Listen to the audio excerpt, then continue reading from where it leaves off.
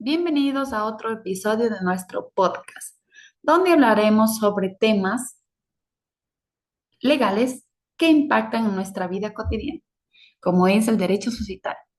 Uno de los temas más importantes que hoy hablaremos es el impuesto a la renta y el IVA en el Ecuador.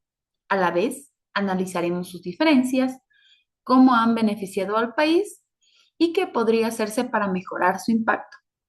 Primero empecemos definiendo estos impuestos. El impuesto a la renta es un tributo directo que grava las ganancias obtenidas por personas y empresas. Esto incluye sueldos, salarios, actividades comerciales, inversiones y cualquier otra fuente de ingreso. Es progresivo, lo que significa que quienes ganan más pagan un porcentaje mayor de sus ingresos. Esta estructura busca promover la justicia fiscal al reducir las desigualdades económicas. Por otro lado, el IVA o el impuesto al valor agregado es un tributo indirecto que se aplica al consumo. En Ecuador, la tasa general del IVA es del 12% y la pagan los consumidores al adquirir bienes y servicios. Este impuesto tiene la ventaja de generar ingresos constantes para el Estado, ya que se recauda en cada etapa del proceso de producción y distribución de bienes y servicios. Las diferencias claves entre el impuesto a la renta y el IVA es que el impuesto a la renta es directo porque grava los ingresos netos obtenidos por individuos y empresas. Este tipo de impuesto está diseñado para medir la capacidad de contribución de cada persona. A la vez, el IVA es indirecto porque grava el consumo de bienes y servicios sin considerar el nivel de ingresos del consumidor. Esto significa que todas las personas pagan el mismo porcentaje sobre el valor de los bienes y servicios adquiridos, independientemente de su capacidad económica. El impuesto a la renta es progresivo, lo que favorece la equidad al exigir mayor contribución de quienes tienen mayores ingresos. Esta característica permite que los ingresos se redistribuyan a la economía, reduciendo la brecha entre los más ricos y los más pobres. El IVA, en cambio, es regresivo porque impacta proporcionalmente más a quienes tienen menores ingresos. Por ejemplo, una familia de recursos bajos pagaría menos, puesto que no tiene la solvencia económica que otras personas.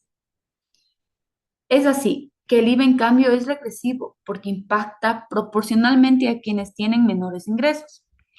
Por ejemplo, una familia que tiene recursos destinados a una mayor proporción de sus ingresos al consumo, por ende paga más IVA en relación a su capacidad adquisitiva. El impuesto a la renta grava las utilidades, es decir, los ingresos menos los costos y gastos relacionados con su generación.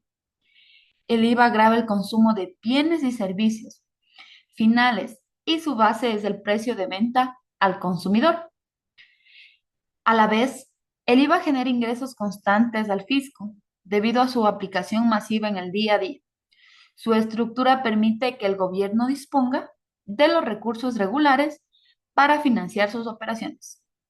El impuesto a la renta depende del nivel de formalidad económica y de la generación de ingresos en el país, lo que varía según el contexto económico. ¿Cómo podemos decir que estos dos elementos han contribuido al país? Pues ambos impuestos son pilares fundamentales para la economía ecuatoriana y han contribuido significativamente en el desarrollo nacional. El impuesto a la renta tiene un papel crucial en la redistribución de los recursos. Este impuesto permite al Estado financiar servicios esenciales como la salud, educación y seguridad, que benefician especialmente a los sectores más vulnerables de la población.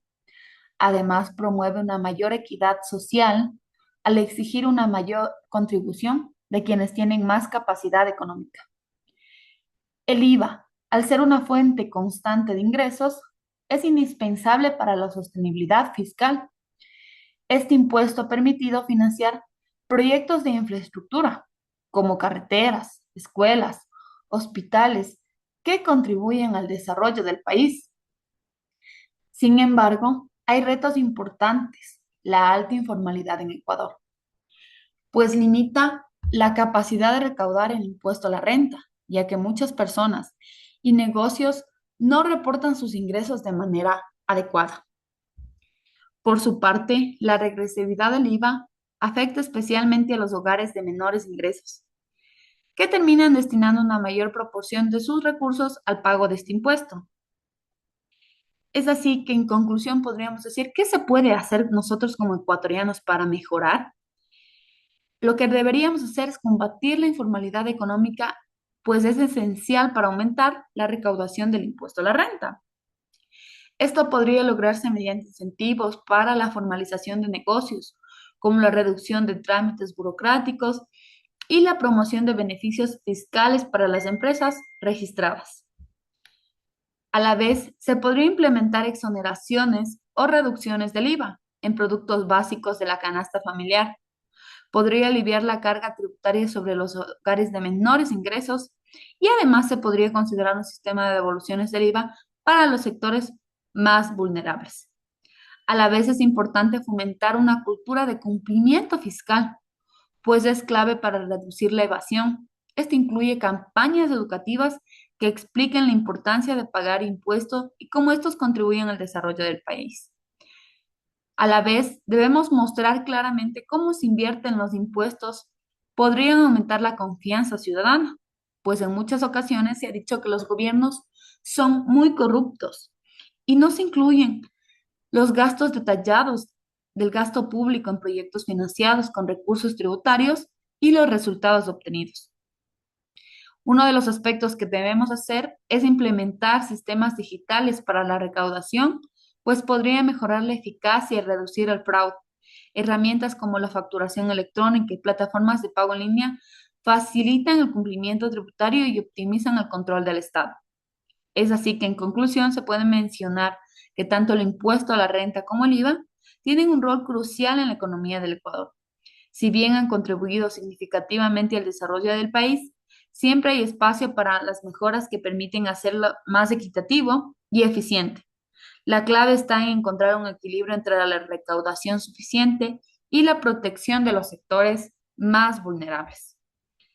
¿Tú qué opinas? Déjanos tus comentarios y comparte este episodio de este podcast, pues es necesario conocer de temas legales que nos ayudan a crecer, no solo como personas, sino como país.